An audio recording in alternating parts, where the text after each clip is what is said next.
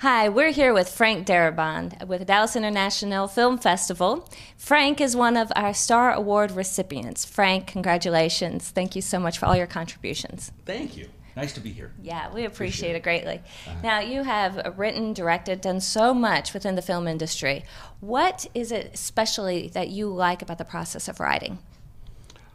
Finishing. And if you ask any writer, and they give you an honest answer, they'll tell you the same thing as finishing, because it's a very focused and very immersive process. And so when I write, I tend to be working 10, 12 hours a day at the computer, and that just goes on for weeks or months. And so finishing is good. Yeah. Do you have a certain place that you go? Like some people, like David McCullough, who wrote, historical fiction, goes to his shed and sits there and just writes in kind of his forest. Do you have a certain place like that? Yeah, I got a desk with a chair and a, a computer on it. And my method, it's a deeply secret method. And I'll spill it here. I go in the morning, I wake up, I go downstairs, I brew the coffee. I bring the pot of coffee up to the desk, and I park my butt in that chair, and go. And the cat just sits on the desk all day with me. She's old and she loves it. she's my co-writer. Yeah. Yeah. Now, you have written and directed a lot. How about that process, when you are a writer-director, you're able to take your vision and implement it yourself. But when you take what you've written and have to give it away to somebody, how has that been for you? Oh. Yes. Oh, it can be. Wow,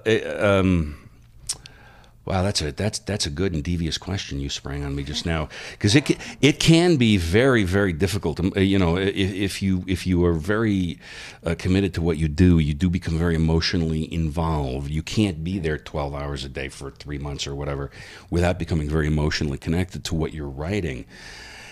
Sometimes that works out great. Sometimes you have a director that you're in simpatico with, you're in tune with. I've had a very good experience with Steven Spielberg, for example, not to drop names, but he's a cool guy, so I'll drop it, okay? And then other times you've got somebody who isn't seeing the same movie that's in your head, and it's not that they're evil or out to get you or whatever, but that's fundamentally is what occurs. Is the thing that you saw very clearly in your head winds up being deteriorated into some other thing that you can't even recognize, and it happens. It is, as they say in The Godfather, this is the business we have chosen.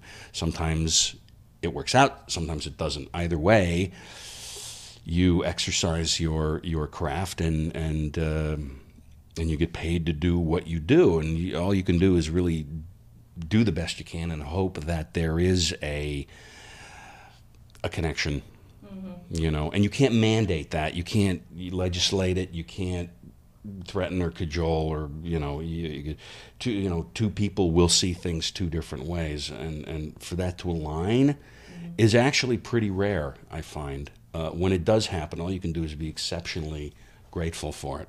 Yes. Because what happens as a writer, the script almost becomes your baby. It becomes such a labor of love. Anybody who walks across the street can be an inspiration to another scene, to another point of the puzzle. And so, you definitely have to have somebody that you trust, somebody that you work well with. And like you said, it's so rare to find. And so, with some of these movies that you have worked so passionately on, I'm thankful for you that you have been able to find that and have that. And so there's just so much to being a writer and having that vision come to life that just makes your work exceptional. Oh, wow, thank you. That's really kind. Yeah.